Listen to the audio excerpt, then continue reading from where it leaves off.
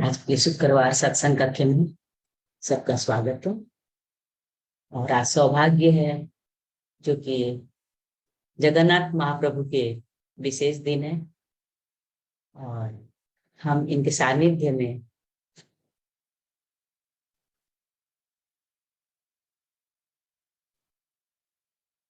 सत्संग करने का सौभाग्य प्राप्त हुआ है।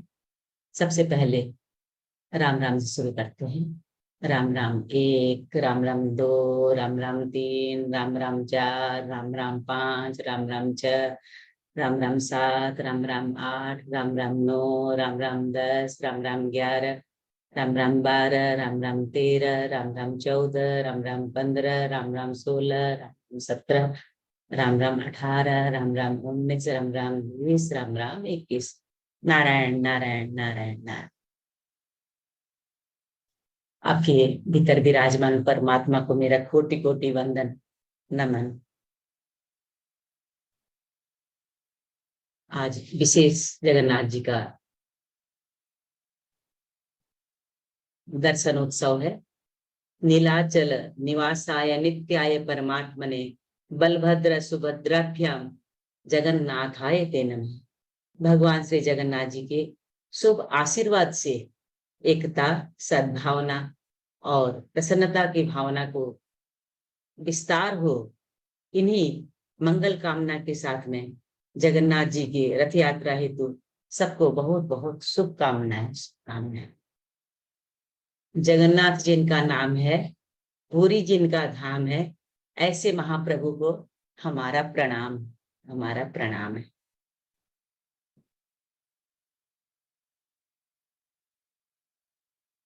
सब लोग आज अपने अपने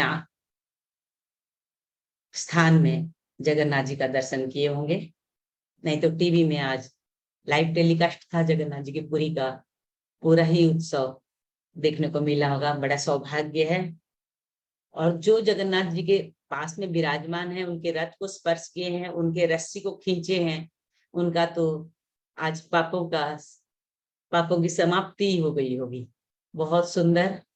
नहीं तो मानसिक करेंगे, हे जगन्नाथ थाम मेरा हाथ, अपने रथ में ले चल मुझे साथ, लुभाए न मुझको अब कोई पदार्थ, मेरा तो बस अब एक ही स्वार्थ, धर्म युद्ध हो या कर्म युद्ध हो, तू बने सारथी और मैं बनूं पार्थ, तू बने सारथी और मैं बनूं पार्थ, हे जगन्नाथ थाम मेरा हाथ, हे जगन्नाथ थाम मेरा। तो जगन्नाथ जी के चरणों में हमारा कोटि कोटि वंदन नमन। विशेष कृपा है उस परमात्मा की जो कि हमें खूब सुंदर, हमने चर्चा की थी एक दो दिन पहले, सॉरी पिछले सप्ताह में, कि जगन्नाथ जी एक जगह के नाथ नहीं है।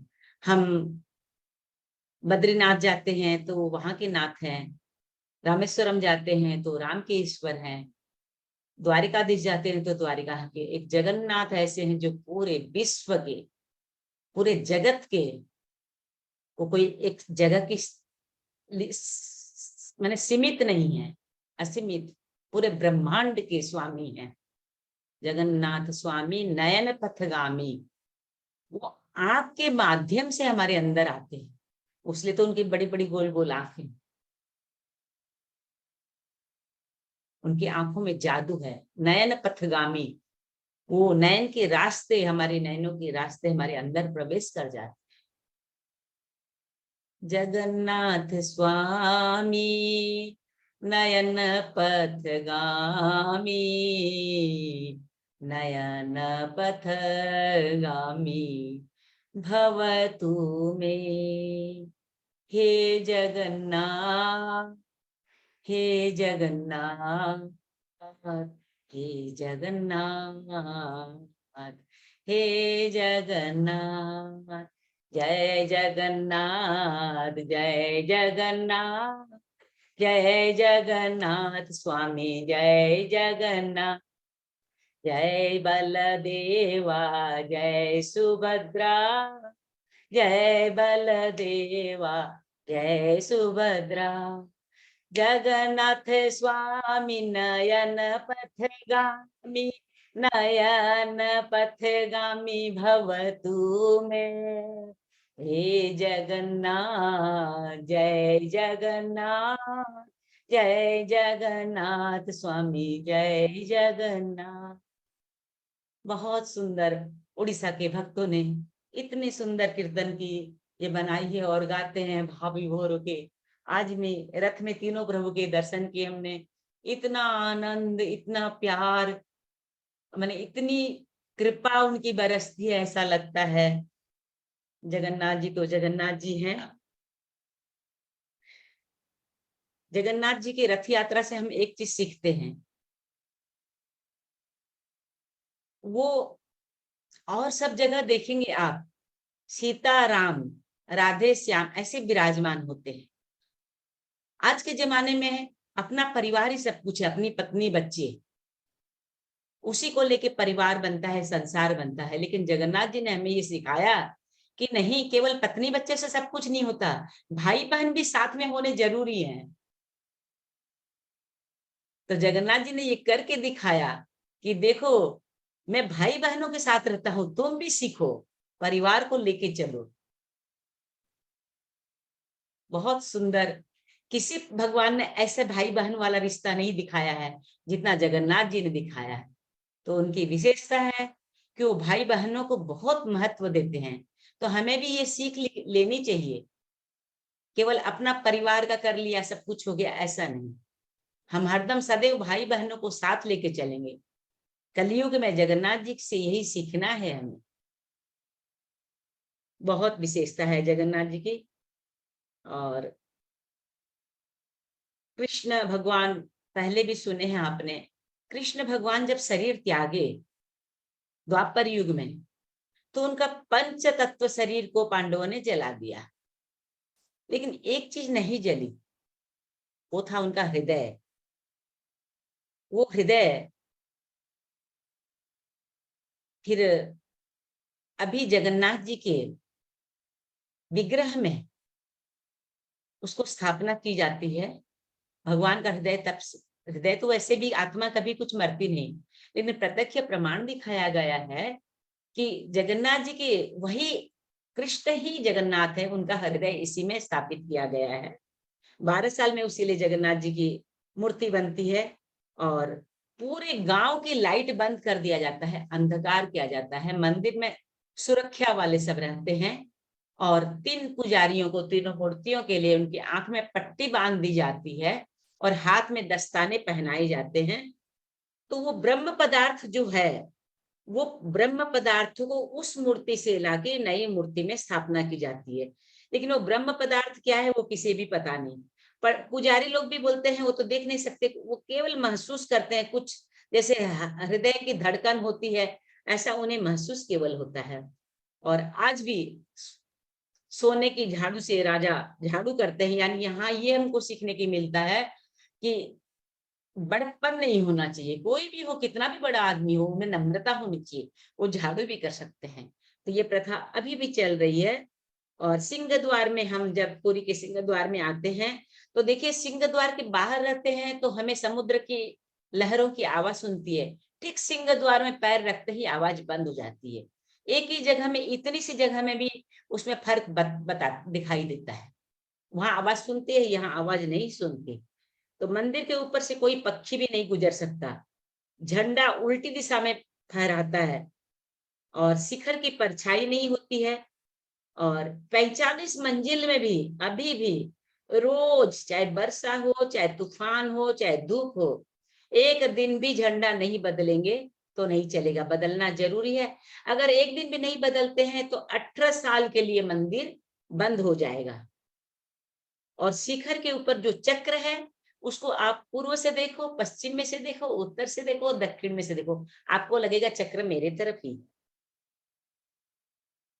और 7 बर्तन में रसोई में प्रसाद बनते हैं। और मंदिर का दर बहुत प्रसाद, बहुत प्रसाद, लेकिन मंदिर का दरवाजा बंद होते ही प्रसाद खत्म हो जाता है। ये कुछ विशेषताएं हैं पूरी की।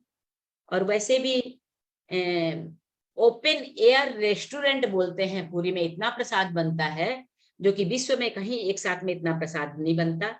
20,000 लोगों के हिसाब से डेली रसोई बनती है, और रोज की रसोई में, और त्योहार वगैरह में 50,000 लोगों की रसोई बनती है, और लकड़ी का चूल्हा और मिट्टी का बर्तन ही रहता है। 40 से 50 क्विंटल चावल और 20 क्विंटल दाल रोज बनती है, और एक दिन में 8-10 लाख की बिक्री होती है, और अन्न ब्रह्म कहा जाता है।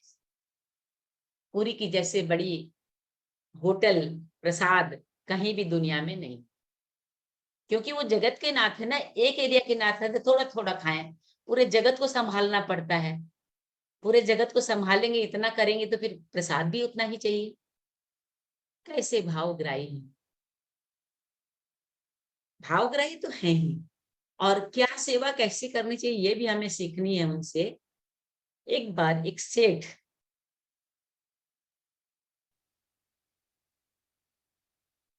बहुत काम में व्यस्त था।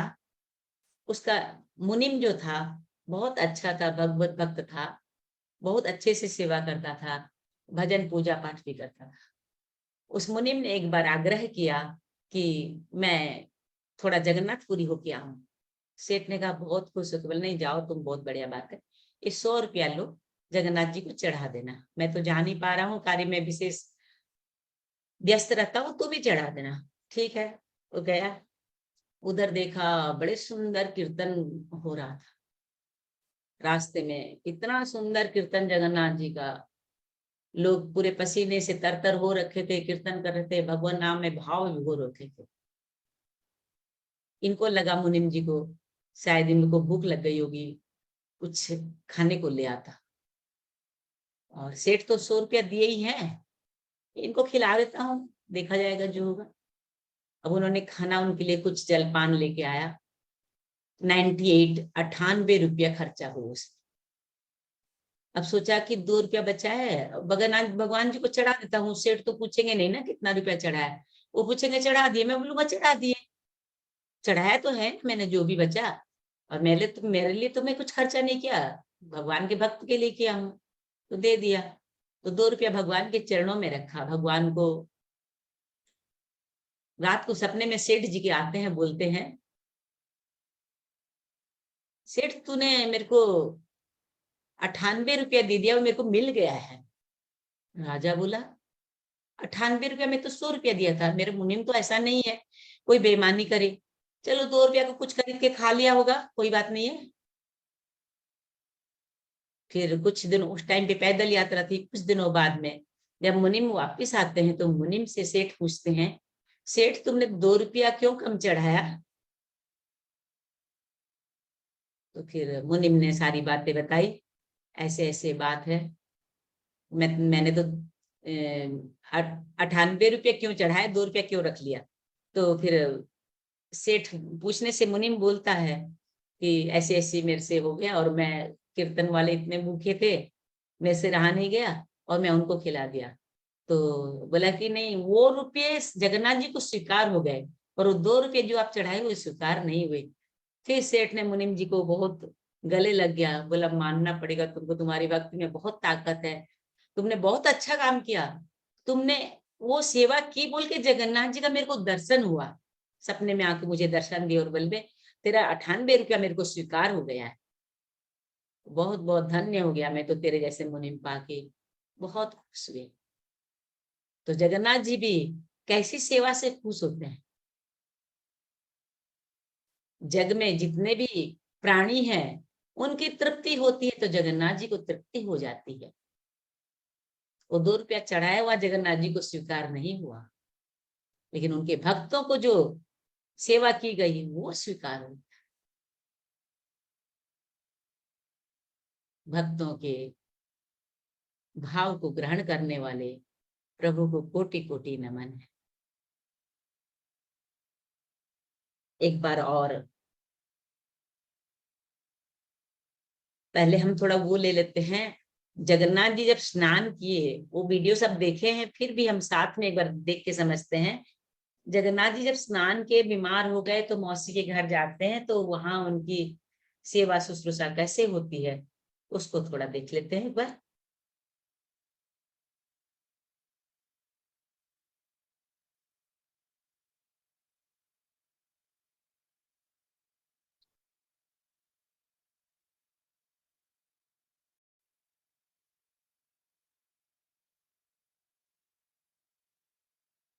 जैसे हम लोग को बुखार होने से हम भी ठंडे पानी की पट्टी देते हैं, काढ़ा पीते हैं, सिर दर्द होता है सिर दबाते हैं, ठीक प्रभु को उसी तरह सेवा की जा रही है।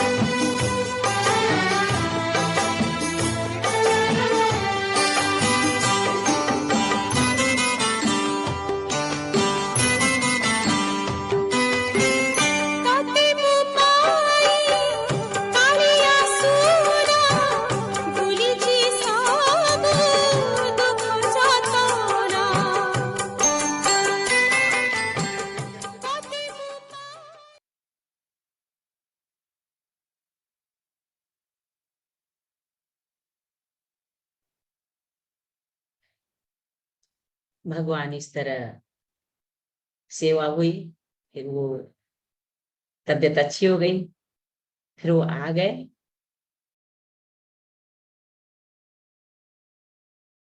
फिर अभी तो रथ में बहुत आनंद से हैं, और भक्तों के भगवान उनकी क्या महिमा का गान करे, फिर भी कुछ कुछ बोल के, कुछ कुछ उनका गुणगान करके अपने वाणी को, अपने कर्म को पवित्र करने चाहते। कर्माबाई के लिए भी हम सुने हैं, अभी भी पूरी में खिचड़ी का भोग लगता है रोज सुबह पहले। कैसे, वो एक बार सुन लेते। एक दिन कर्माबाई की इच्छा हुई कि ठाकुर जी को रोज फल मेवे की जगह अपने हाथ से कुछ बना के दिया। उन्होंने जगन्नाथ प्रभु को अपनी इच्छा बतलाई। भगवान तो भक्तों के लिए सर्वथा प्रस्तुत है। प्रभु बोले, माँ जो भी बनाया हो वो खिला दो, बहुत भूख लगी है। कर्माबाई ने खिचड़ी बनाई थी, ठाकुर जी को खिचड़ी खाने को दी। प्रभु बड़े चाव से खिचड़ी खाने लगे, और कर्माबाई ये सोचकर भगवान को पंखा झेलने लगी, कहीं गर्म खिचड़ी से मेरे ठाकुर जी का मुंह न जल जाए। संसार को अपने मुख में समाने वाले भगवान को कर्माबाई एक माता की तरह पंखा कर रही, और भगवान भक्त की भावना में विभोर हो रहे हैं। भक्त वत्सल भगवान ने कहा, माँ मुझे तो खिचड़ी बहुत अच्छी लगी, मेरे लिए आप रोज खिचड़ी पकाया करो, मैं तो यहीं आकर खाऊंगा। अब तो कर्माबाई रोज उठती, सुबह पहले सबसे पहले खिचड़ी बनाती, बाकी सब काम बाद में करती, नहाना धोना सब। भगवान भी सुबह दौड़े दौड़े आते और कहते, माँ जल्दी से मेरी प्रिय खिचड़ी लाओ। प्रतिदिन का यही क्रम बन गया। भगवान सुबह सुबह आते, भोग लगाते और चले जाते।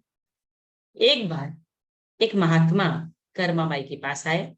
महात्मा ने उन्हें सुबह सुबह खिचड़ी बनाते देखा तो नाराज होकर कहा, माता जी आप ये क्या कर रही हो? सबसे पहले नहा धोकर पूजा पाठ करनी चाहिए, लेकिन आपको तो पेट की चिंता सताने लगती है।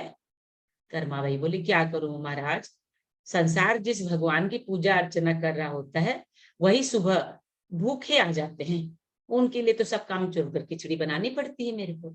महात्मा ने सोचा कि शायद कर्माबाई की बुद्धि फिर गई है, यह तो ऐसे बोल रही है जैसे भगवान इसके बिना खिचड़ी के भूखे ही बैठे हो। महात्मा कर्माबाई को समझाने लगे, माता जी, तुम भगवान को अशुद्ध कर रही हो। सुबह स्नान के पहले रसोई को साफ करो, फिर भगवान के लिए भोग बनाओ। अगले दिन कर्माबाई ने ऐसा ही किया। जैसे ही सुबह हुई, भगवान आए और बोले, माँ मैं आ गया हूँ, खिचड़ी लाओ। कर्माबाई ने कहा, प्रभु अभी मैं स्नान कर रही हूँ, थोड़ा रुको। थोड़ी देर बाद भगवान ने फिर आवाज लगाई, जल्दी करो माँ, मेरे मंदिर के पट खुल जाएंगे, मुझे जाना है। वह फिर बोले, अभी मैं रसोई की सफाई कर रही हूँ। प्रभु, भगवान सोचने लगे, माँ को क्या हो गया है आज, ऐसा तो पहले कभी नहीं हुआ।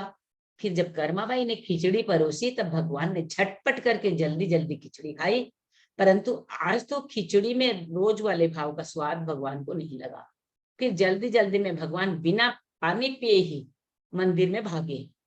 भगवान ने बाहर महात्मा को देखा तो समझ गए, अच्छा तो ये बात है, मेरी माँ को ये पट्टी इसी ने पढ़ाई है। अब यहाँ ठाकुर जी के मंदिर के पुजारी ने जैसे ही मंदिर के पट खोले जगन्नाथ जी के, तो देखा कि भगवान के मुंह पर खिचड़ी लगी हुई है। पुजारी बोली, प्रभु जी ये खिचड़ी आपके मुख पर कैसे लग गई है? भगवान ने कहा, पुजारी जी मैं रोज मेरी कर्माबाई के घर पर जाकर खिचड़ी खाता हूँ। आप माँ कर्माबाई के घर जाओ और जो महात्मा उनके यहाँ ठहरे हुए हैं ना, उनको समझाओ उसने मेरी माँ को गलत कैसी पट्टी पढ़ाई है। पुजारी जी ने महात्मा जी से जाकर सारी बात कही कि भगवान भाव के भूखे हैं। यह सुनकर महाराज महात्मा जी घबराए और तुरंत कर्माबाई के पास जाकर बोला, माता जी माफ करो, ये नियम धर्म तो हम संतों के लिए है, गृहस्थ के लिए नहीं है। आप तो जैसे पहले खिचड़ी बनाती थी वैसे ही बनाए, आपके भाव से ही ठाकुर जी खिचड़ी खाते रहेंगे। फिर एक दिन आया, कर्माबाई के प्राण छूट गए।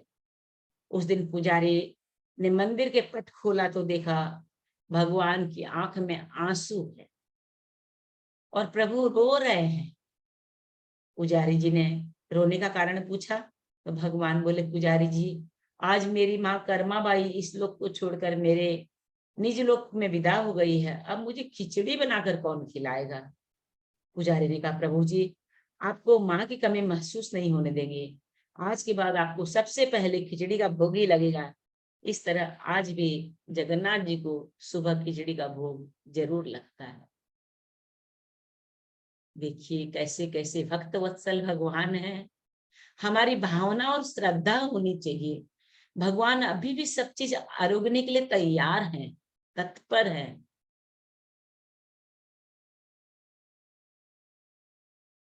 एक माँ जैसे सुबह स्कूल जाता है बच्चा, तो नहा के तैयार भी नहीं होती है तो बच्चे को टिफिन तैयार करके दे देती है। वो नहीं सोचते कि मैं शुद्ध हुई हूँ, पवित्र हूँ, बच्चों को स्कूल में देरी नहीं हो जाए, बच्चे को भूख नहीं लग जाए। ठीक उसी प्रकार माँ कर्मा ने भी, जगन्नाथ जी प्रसन्न होते थे खिचड़ी खा के, उसने स्नान नहीं किया, रसोई साफ नहीं। जहां नेम है वहां प्रेम नहीं।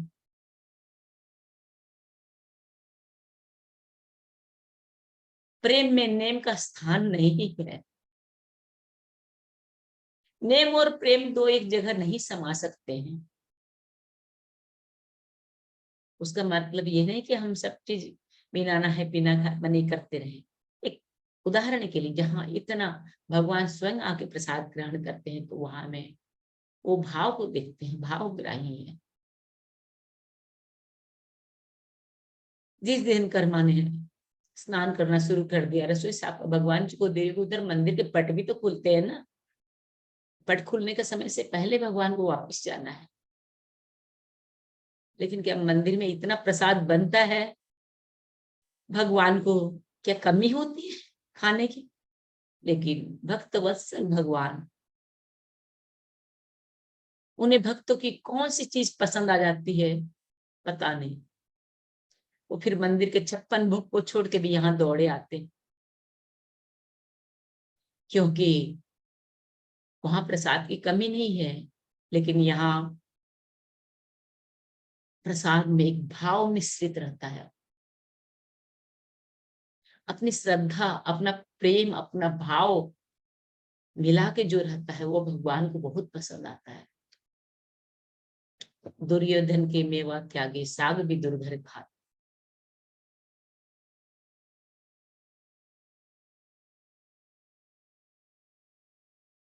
तीन भक्तों की कथा सुन के हमें भी ये चीज को ग्रहण करना चाहिए कि हम भी उतना प्रेम से प्रभु को बुलाएं, खिलाएं, तो वो आज भी तैयार है स्वीकार करने को। केवल हमारा भाव चाहिए, भाव के भूखे हैं भगवान।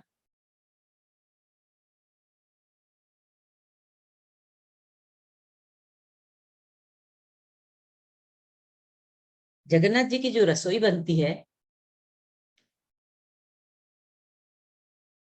एक दीपक चलता है उनके, भगवान जी के पास में, वो अखंड दीपक कहा जाता है।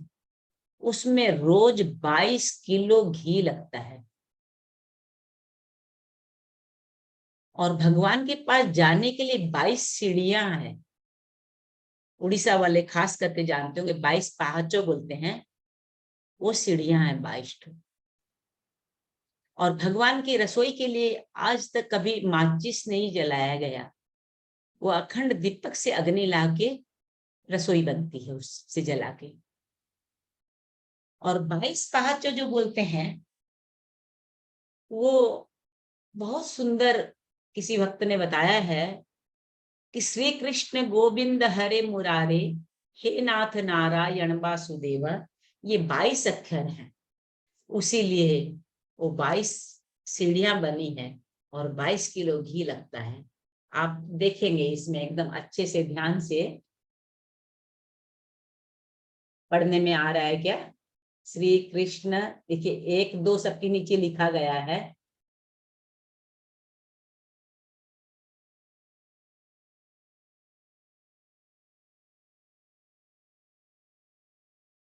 आप गिन के देखिए। श्री एक हुआ, कृष्ण वो आधा के को छोड़ देते हैं, 2 3, गोविंद 4 5 6,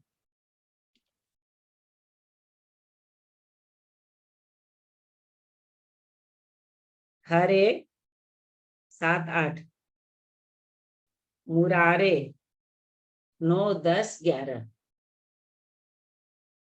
हे 12, नाथ 13 14, नारायण 15 16 17 18, वासुदेव 19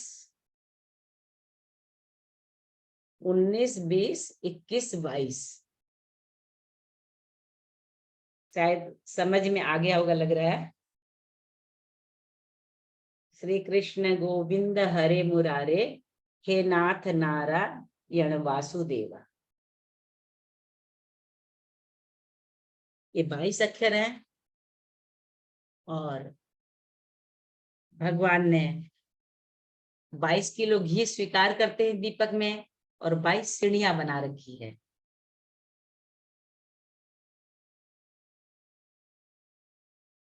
और इतने भगवान कलयुग में जैसे मनुष्य होंगे, कभी कमर में दर्द है, कभी पैर में दर्द है, इसका भी ध्यान रखते हैं।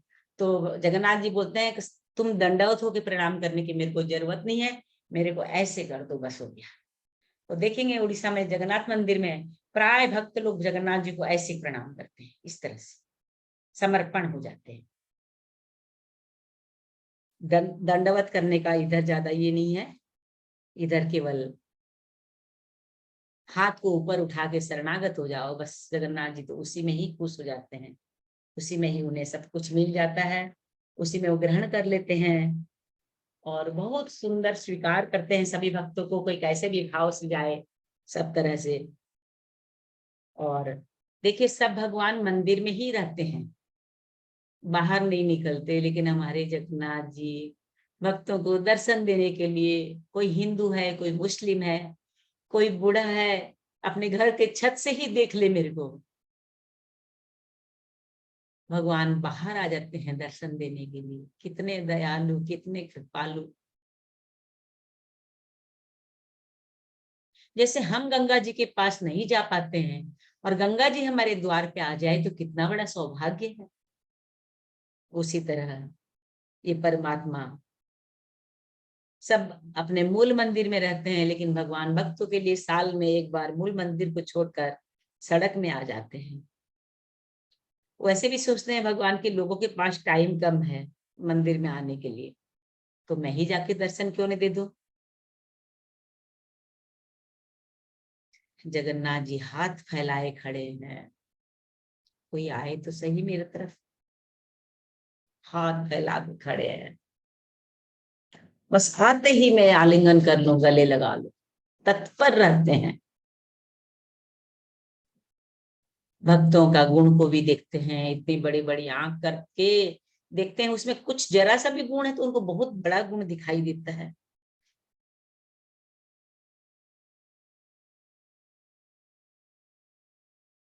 वो अन्न ब्रह्म है, उसीलिए उनको ईटिंग गॉड भी बोलते हैं। पल के नहीं है, कभी भी आंख बंद नहीं बंद करके रखते, एक टक भक्तों को देखते हैं, कौन आया कौन गया, कौन कितनी देर मेरे सामने है, कौन कितना मेरी प्रार्थना कर रहा है, देखते रहते हैं एक टक, पल के भी नहीं है और डालते भी नहीं है। कोई वंचित नहीं रह जाए मेरा भक्त, 24 घंटा आशीर्वाद देने को तत्पर। सुबह ध्यान करते हैं तो बद्रीनाथ में चले जाते हैं ध्यान की मुद्रा में, श्रृंगार के लिए द्वारिका में, और विश्राम के लिए रामेश्वर में, और भोजन करना है तो पूरी आ जाते हैं। धन्य है ऐसे प्रभु, धन्य है। क्या रूप बनाया है। एक बार ये आपने सुना है कि नहीं, जगन्नाथ जी का ये आकार क्यों है, कोई जानते हैं तो हाथ हिला के बताइए। नहीं जानते हैं, कमला जी जानती हैं? नहीं, ठीक है, जानते हैं तो बहुत अच्छी बात है, नहीं जानते तो मैं बताती हूँ। भगवान का जो आकार, आधा हाथ, गोल आंख, ये सब ऐसा क्यों है। एक बार द्वारिका में जब भगवान द्वारिका आ गए तो राधा राधा तो हरदम याद करते थे, तो एक दिन रुक्मणी बोली, राधा ऐसी क्या है जो इनको भगवान भूल ही नहीं पाते हैं। जब भी देखो राधे राधे, इनकी नींद में भी सोए रहते तो रोम रोम से निकलता है आवाज, ऐसा लगता है क्या है वो राधा में। तो उस टाइम पे ब्रज में से केवल रोहिणी मैया थी द्वारिका में, और कोई उधर नहीं था। तो एक दिन रोहिणी मैया को बोले, सब लोग बैठ गई सब बहुएं, और बोली माँ जी बताओ, ये राधा कौन है, क्या है उसमें ऐसा जादू है जो भगवान नींद में भी उनके रोम रोम से राधे राधे निकलता रहता है। तो रोहिणी मैया बोली, ये प्रेम की बात है, सबके सामने कहीं नहीं जा सकेगी। तो बोले बताओ तो सही। तो बोले नहीं, मैं कैसे बताऊंगी, बेटा आ जाएगा सुन लेगा तो बोले ठीक, राजकार्य में जब जाएंगे ठाकुर जी तब आप बताना हमको। तो कृष्ण बलराम दोनों राजकार्य में चले गए। अब मौका मिला, सब मैया को घेर ली आंगन में और बोली अभी बताओ। तो बोले नहीं देखो, कोई भी टाइम पे बेटा आ सकता है, तो प्रेम की बातें सबके सामने नहीं की जा सकती। तो बोले ऐसे करते हैं, सुभद्रा को दरवाजे पे बैठा देते हैं, तो आने नहीं देगी किसी को। तो वैसा ही किया गया, सुभद्रा को दरवाजे पे बैठा दिया गया, और अंदर आंगन में बैठ के सारी बहुएं सासू को बैठा ली, अब प्रेम कथा राधा की सुन रही है। अब राधा की सच्चे प्रेम की बात सुनते सुनते ठाकुर जी जो राज कार्य कर रहे थे, राधे के बारे में सुनने से वो विचलित हो गए, स्थगित नहीं रह पाए, उनका मन खिंचाव होने लग गया। वो सीधा राज कार्य छोड़ के महल की ओर प्रस्थान करने लगे। जैसे ही अंदर आने लगे, सुभद्रा जी को आज्ञा थी कि आने मत देना, तो भाइयों को रोक दी, नहीं जाने दी अंदर। तो दोनों भाई सुभद्रा के दोनों तरफ बैठ गए और वो ब्रज की कथा सुनने लग गए। आज इतने सालों बाद राधा के बारे में चर्चा, वो सुन के प्रेम मुग्ध हो गए, उनका हृदय पिघलने लगा, उनका शरीर पिघलने लगा। इतने प्रेम में ताकत है राधे जी के बारे में सुनते सुनते। भगवान जो साधारण मनुष्य जैसा शरीर था वो पिघल के, हाथ सब ऐसे पिघल के इतने तक रह गए, आंखें तिरछी थी पिघल के गोल हो गई, और चेहरा पूरा अलग। सुदर्शन जो था वो चक्र एक लंबा डंडा के जैसे बन गया, और तीनों प्रभु की शकल में परिवर्तन हो गया। थोड़ी देर में नारद जी पधारे। नारायण नारायण नारायण नारायण। प्रभु ये कौन सा रूप है आपका, ये तो एक नया रूप बनाया आपने। कृष्ण बोले, नारद मैं बहुत खुश हूं आज, इतना खुश हूं कि तो जो मांगेगा वो दे दूंगा मैं तेरे को। आज बहुत दिन बाद में मेरी प्रेयसी राधा के बारे में आज मेरे को सुनने को मिला। बहुत खुशी का दिन आज मेरे लिए, जो कि मैं जिस राधा के एक एक नाम सुनने के लिए तरस रहा था, वो आज मेरे को उसके बारे में पूरी सारी, मेरे कर्ण पवित्र हो गए। मैं इतना खुश हूं बता नहीं सकता। तुम क्या मांग रहे हो मांगो। नारद जी ने कहा, प्रभु मेरे को क्या चाहिए, आपका ये अद्भुत दर्शन, ये मैं चाहता हूँ कलयुग में सब लोग दर्शन करें, बस यही मेरे को दे दीजिए, और कुछ नहीं चाहिए, यही वरदान चाहिए। भगवान बोले, तथास्तु, आज तो मैं कोई बात को टालूंगा ही नहीं, तो जो बोलेगा वो दूंगा। तो भगवान बोले, ठीक है, ये जरूर ये वाणी को मैं पूरा करूंगा। और भगवान ने नारद को दिए हुए वचन के अनुसार कलयुग में अवतार लिया, और वही रूप में जो द्वारिका में राधा जी के बारे में सुनने से बहुत हुआ था, वो वैसे ही करके उन्होंने वो रूप धारण किया। और कलयुग में आज हम उसी लिए दर्शन पा रहे हैं, धन्य धन्य हो रहे हैं। अगर रुक्मणी नहीं पूछती है प्रश्न, रोहिणी मैया नहीं कहती, और ये वर्णन नहीं होता, और नारद जी नहीं पहुंचते, तो आज हम जगन्नाथ जी का दर्शन नहीं कर पाते थे। तो धन्य हो उन प्रभु को, धन्य हो प्रेम को, राधा राधे के प्रेम को सत सत नमन वंदन, क्योंकि प्रभु को एक आकार को उन्होंने परिवर्तन कर दिया, प्रेम में द्रवीभूत कर दिया। उन राधे को नमन है, कोटि कोटि नमन है।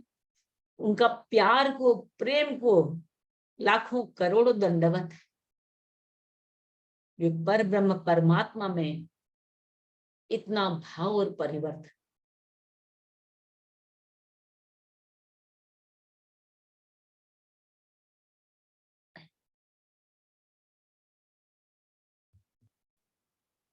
उस दिन हम सुने थे, भगवान के कान क्यों नहीं है, भगवान की पलकें क्यों नहीं है, भगवान के हाथ क्यों नहीं है, ये विषय हमने सुन लिया था। उसके बारे में ज्यादा नहीं तो एक बार दो शॉर्टकट में बोल देती हूँ, कुछ बहनें और जुड़ी हैं उसी लिए। भगवान की पलकें क्यों नहीं है, केवल आंखें हैं गोल गोल।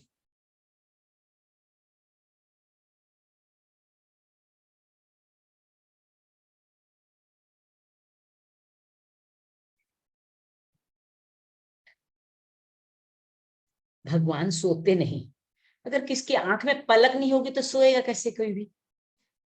तो दिन रात भक्तों के बारे में देखना, भक्तों के बारे में चिंतन करना, आंखें बंद हो तभी तो सोए ना। तो ये बात अपने चर्चा किए थे। दुर्योधन और भीम में जब युद्ध हुआ तो दुर्योधन को प्रहार लगती नहीं थी, तो भगवान ने आंख से इशारा किया भीम को कि उसके जांग में गदा मार। आंख से जो इशारा किया था, तब दुर्योधन ने कहा, भगवान आपकी मेरी तो कोई दुश्मनी नहीं थी, मैं भीम से युद्ध कर रहा था, आप आके भीम को इशारा क्यों किए। उसके कारण वो मेरे को प्रहार किया।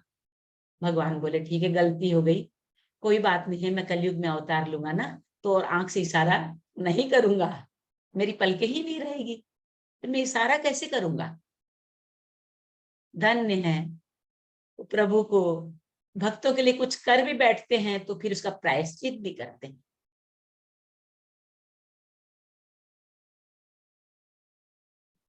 फिर भगवान के हाथ नहीं है। भक्त पूछता है भगवान आपके हाथ क्यों नहीं है? तो भगवान बोलते हैं कि किष्किंधा में जब मेरी सुग्रीव से मित्रता हुई थी तो मैं छुपकर बाली को मारा था, तो जिस हाथ से तीर चलाया था वो सुग्रीव से मित्रता जरूर थी। तो बाली मेरे को पूछता है कि भगवान और मेरी आपकी तो कोई दुश्मनी नहीं थी, मेरा तो सुग्रीव से युद्ध हो रहा था, आपने क्यों मेरे को बाण मारा? तब भगवान बोलते हैं मेरे से गलती हो गई, कोई बात नहीं, मेरे हाथ से बाण मारा हो तो अगले जन्म में, अगले अवतार में मेरे हाथ नहीं रहेगी, हथेली नहीं रहेगी। भगवान ने प्रायश्चित करके अपनी हथेली नहीं बनाई, हाथी केवल रहा, आधे आ गया। माने एक एक मैंने अपने जरा सी बात किसको बोल के मुकर जाते हैं, लेकिन भगवान देखिए सारा प्रण कैसे पूरा करते हैं। तो भगवान तब से हाथ नहीं रखे, और फिर नाली ने भगवान को श्राप दिया कि आपके हाथ नहीं होंगे, प्लस आपने जो पेड़ के पीछे छुप के मुझे मारा, वो पेड़ का भी कर्तव्य नहीं था क्या? मैं राजा हूं तो ये पेड़ भी देखना कड़वा हो जाएगा। तो पेड़ आके फिर भगवान के चरणों में गिरता है, बोलता है कि अब मेरे को श्राप दे दिया, मेरा नाम नीम हो जाएगा, कड़वा हो जाऊंगा मैं, लोग थू थू करेंगे मेरे को, प्रभु ये कैसे, मेरी तो इसमें कोई गलती नहीं है। भगवान बोले कोई बात नहीं, अगर मैं तेरे पीछे छिपा था ना, अब तेरे को ही मैं अगले अवतार में तेरे को ही ग्रहण करूंगा, तेरे से ही मेरा शरीर बनेगा। अभी भी नीम के वृक्ष से ही भगवान का दारू मूर्ति बनता है, और वो कोई थू थू छी छी नहीं करता। उस नीम को भगवान जय जगन्नाथ जय जगन्नाथ, उस नीम की लकड़ी के लिए सब लोग यही जय जयकार लगाते हैं। तो इस तरह प्रभु की बहुत सी बातें हैं, बहुत कुछ, एक एक मैंने उनके बारे में बोले तो एक रात पूरी खत्म हो जाएगी तो भी उनकी गाथा खत्म नहीं होगी। इतने गुण, इतने भगवतमय हैं वो। थोड़ी सी देर उनका ध्यान ही कर लेते हैं अपन, जो कि कुछ आंख के माध्यम से, ध्यान के माध्यम से उनको हृदय में हम विराजमान कर सके। थोड़ी सी ध्यान की स्थिति में बैठ जाएं।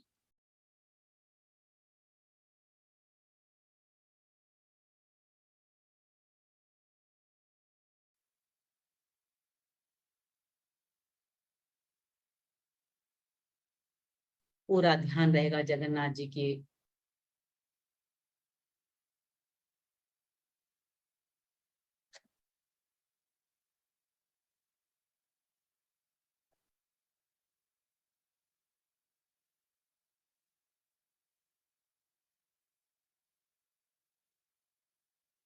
जगन्नाथ अष्टक की प्रार्थना है, उसमें ध्यान करेंगे हम थोड़ी देर, फिर आरती देखेंगे जगन्नाथ जी।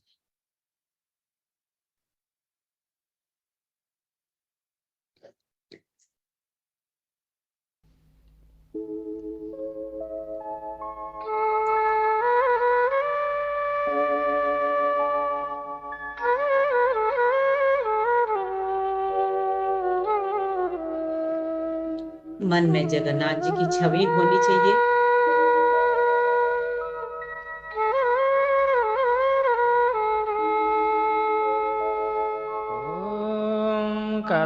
कदाचित् कालन्दी तटविपिन सङ्गीतकरवो मुदाभीरी नारी वदन कमलास्वादमधुपः रमः सम्भ्रो ब्रह्मा मरपति गणेरसार्चितपदो जगन्नाथ स्वामी नयनपथगामी भवतु मे भुजे साव्ये वेणु शिरसि शिखि पुच्छं कटितटे दुकूलं नेत्रं ते सहचर कटाक्षं विदधते सदा श्रीमद्वृन्दः वनवसति लीला परिचयो जगन्नाथ स्वामी नयनपथ गामी भवतु मे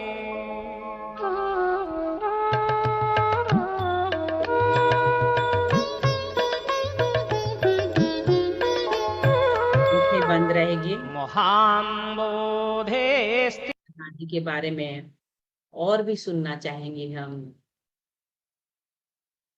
ये अष्टक जो है भले हमारी समझ में न आए, लेकिन पूरी तरह से एक एक शब्द बहुत मूल्यवान है।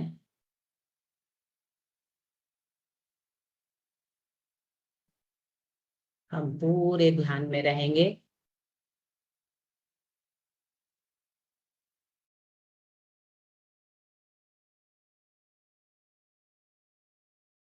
पूरी जगन्नाथ जी की और गहरे में और गहरे में और गहरे में चल जाते हुए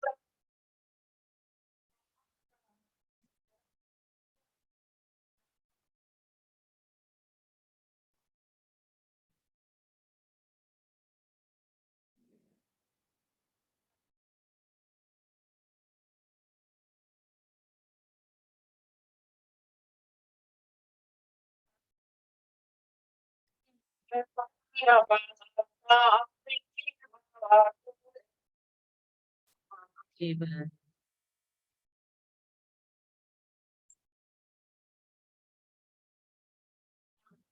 बंद।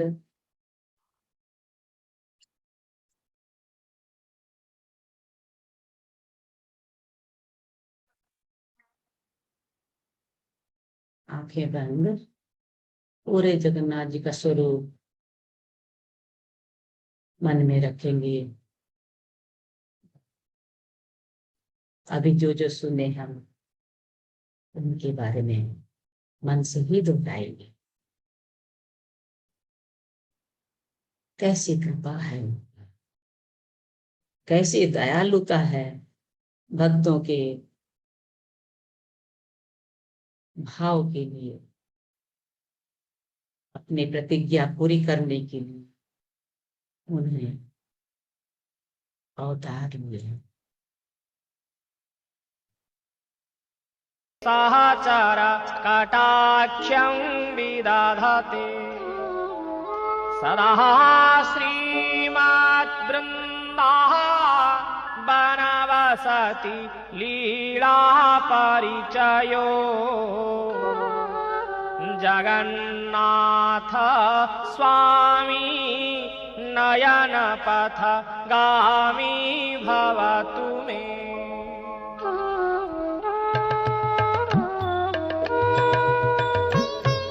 हे प्रभु, नयनों के रास्ते आप मेरे हृदय में आ जाओ। मोहाम्बोधे स्थिरे कनकरुचिरे नीलशिखरे वसन् प्रासादान्त सहजवळ भद्रेण वळिना सुभद्रा मध्य सकल सुर सेवावसारदो जगन्नाथ स्वामी नयन पथगामी भवतु मे कृपा पारावारो सजल जलदो श्रेणी रुचिरो रमावाणी राम स्फुरदमल पद्मै क्षण सुख सुरेन्द्रैराराध्य श्रुतिगणशिखा गीतचरितो जगन्नाथ स्वामी नयन पथगामी भवतु मे। पूरा ध्यान जगन्नाथ जी के आंखों में, क्या गोल गोल आंखें, एक तक हमें निहार रहे हैं।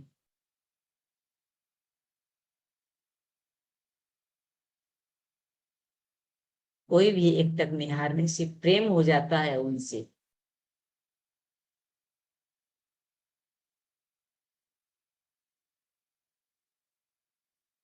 भक्तों के लिए, राधा के प्रेम के लिए उन्होंने अद्भुत रूप धारण किया।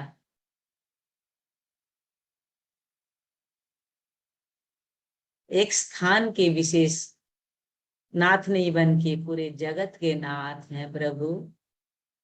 कोई भी इन्हें पुकार सकता है, कैसे भी पुकार सकता है। न हिंदू, न मुस्लिम, न गरीब, न अमीर, जड़ चेतन जिसको भी, उसी के जगत के नाथ हैं ये।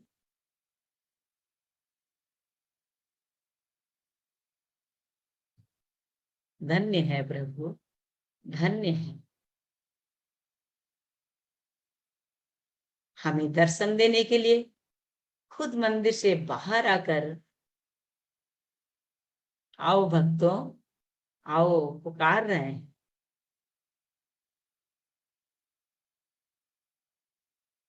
अति सुंदर भाव, अति सुंदर प्रेम, भक्त भगवान का मिलन, कैसी अनोखी व्यवस्था है।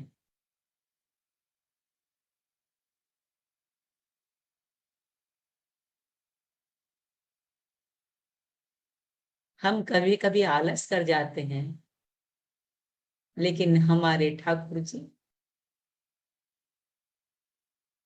खुद मूल मंदिर छोड़कर भक्तों को गले लगाने, भक्तों का दर्शन करने स्वयं आ जाते हैं।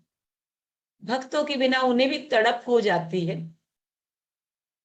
कोई नहीं जाता है तो नहीं, मैं चला जाता हूँ, क्या हो गया। भगवान हमें इसमें अहंकार को दूर करना भी सिखाया है।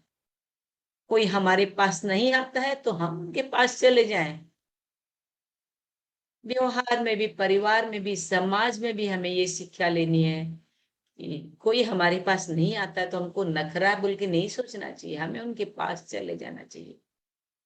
कुछ नहीं बिगड़ता, रिश्ता मजबूत ही होता है।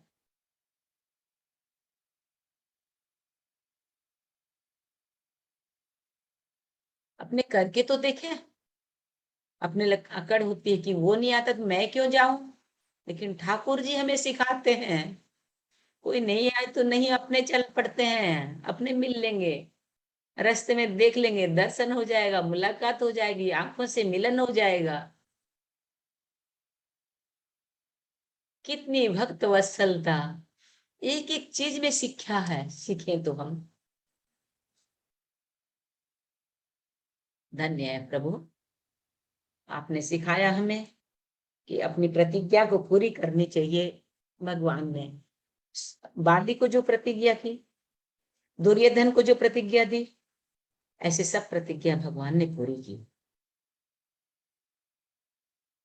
और हम लोग को विशेष सिखाते हैं कि परिवार में आज के जमाने को देख के केवल पत्नी और बच्चे होने से फैमिली बन गई, ऐसा नहीं। भाई बहनों को साथ लेके चलो, तब एक सच्चा परिवार बन सकता है। बहुत सुंदर शिक्षा आज की पीढ़ी में मैं और मेरा ये दो शब्द रह गए हैं, लेकिन ऐसा नहीं। आज से हम सब परिवार को मानते हैं, चाहते हैं, बहुत अच्छा बात है। नहीं तो अगर किसी से छूट गया हो तो जरूर से भाई बहनों को साथ लेके चलने का निर्णय ले लें। आज के दिन रथ यात्रा के दिन प्रभु से यही प्रार्थना हम करेंगे, हम बिल्कुल साथ में लेके चलेंगे, प्रतिज्ञा करते हैं। जितना हमारा पत्नी बच्चों के ऊपर हक सोचते हैं, वैसे उनके लिए भी कुछ हक हमारे लिए जीवन में, हमारे हृदय में होना चाहिए। भाई बहनों का महत्व तो बहुत ज्यादा है। जब तक हमारी शादी नहीं हुई थी, हमको भाई बहन बहुत अच्छे लगते थे। शादी के बाद में परिवर्तन हो जाता है, ऐसा नहीं होना चाहिए। जगन्नाथ जी हमको ये शिक्षा दे रहे हैं, हम ये सीख रहे हैं और वैसे ही जीवन में उतारेंगे। अब जगन्नाथ जी की एक आरती का आज जरूर दर्शन करेंगे, फिर हमारी पूर्णाहुति रहेगी।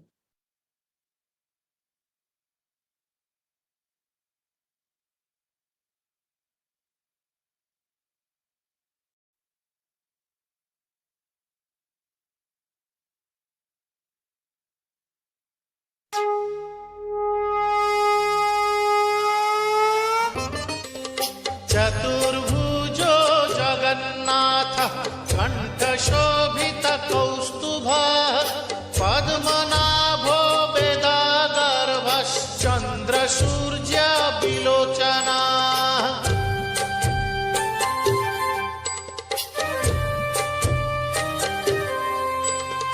जगन्नाथो लोकनाथो नीलाद्रीशः परो हरिः दीनबन्धुर्दया सिन्धु कृपाळु जनरक्षकः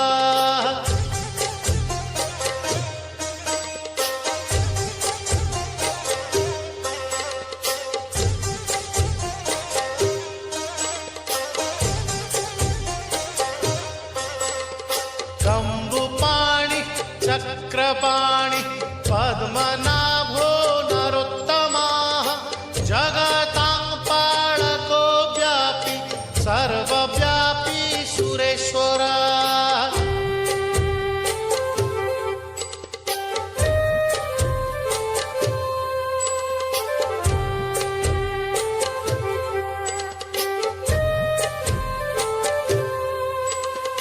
लोकराजो देवराज शक्रभूपश्च भूपतिः लीलाद्रिपतिनाथश्च अनन्तः पुरुषोत्तमाः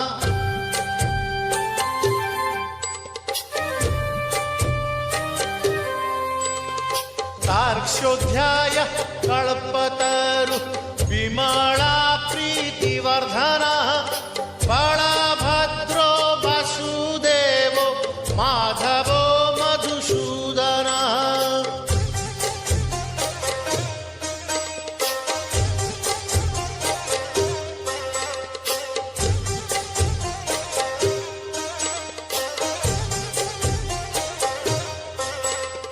दैत्यारिः पुण्डरीकाक्षो वनमाळी बलप्रियः ब्रह्मा विष्णु वृष्णिवंशो मुरारी कृष्णकेशवः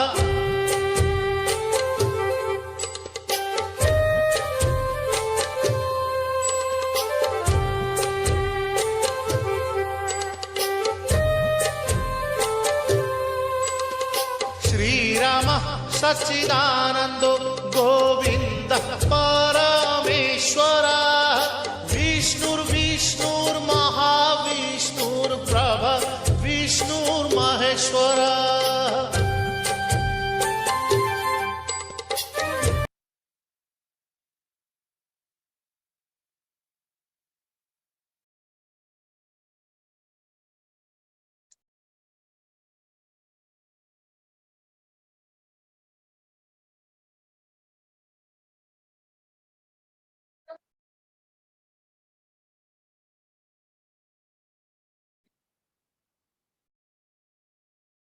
नारायण नारायण नारायण।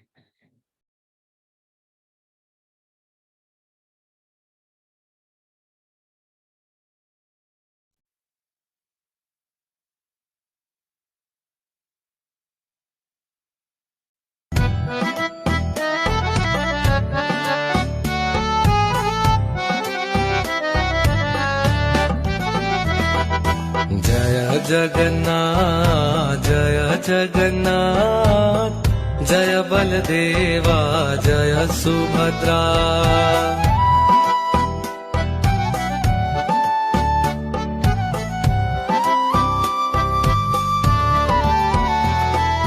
जय जगन्नाथ जय जगन्नाथ जय बलदेवा जय सुभद्रा।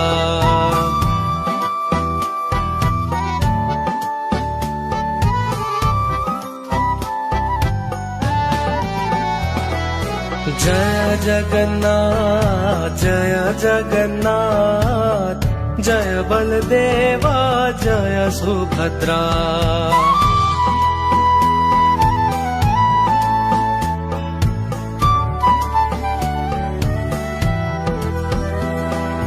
जय जगन्नाथ जय जगन्नाथ जय बलदेवा जय सुभद्रा।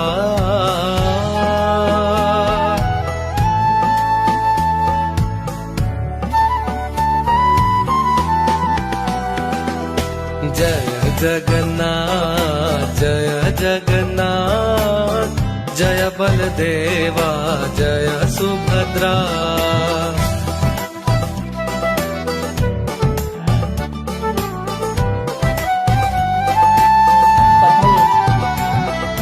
जय जगन्नाथ जय जगन्नाथ जय बलदेवा जय सुभद्रा।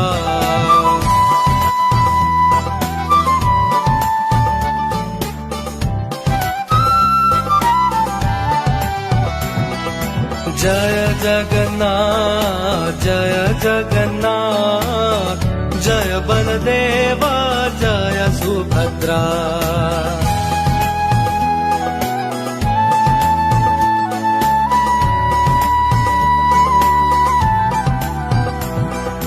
जय जगन्नाथ जय जगन्नाथ जय बलदेवा जय सुभद्रा।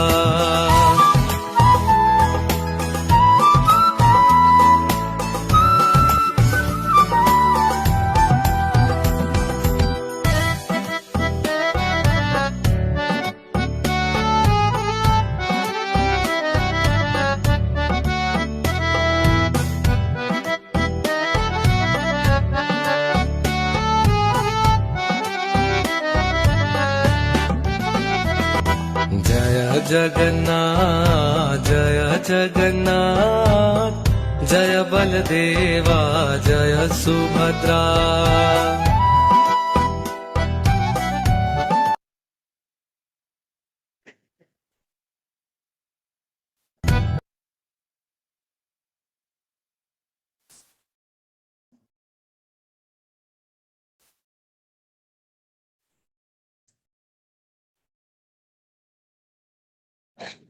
जय श्री कृष्ण।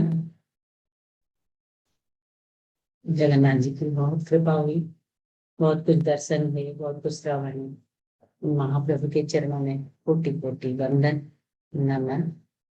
ओम पूर्णमदः पूर्णमिदं पूर्णात् पूर्णमुदच्यते पूर्णस्य पूर्णमादाय पूर्णमेवावशिष्यते। नीलाचल निवासाय नित्याय परमात्मने बलभद्र सुभद्राभ्यां जगन्नाथाय ते नमः। जगन्नाथाय ते। एक बार फिर से जगन्नाथ महाप्रभु की जय, बलदेव प्रभु की जय हो, सुभद्रा माई की। प्रभु हम सब पर ऐसी ही कृपा बरसाए रखना, जन्म जन्म में आपके चरणों की भक्ति मिले और आपके दर्शन के भाव के और प्रतिज्ञा का पालन हम लोग भी करें, ये विषय जरूर दीजिएगा। आपके चरणों में कोटि कोटि वंदन नमन।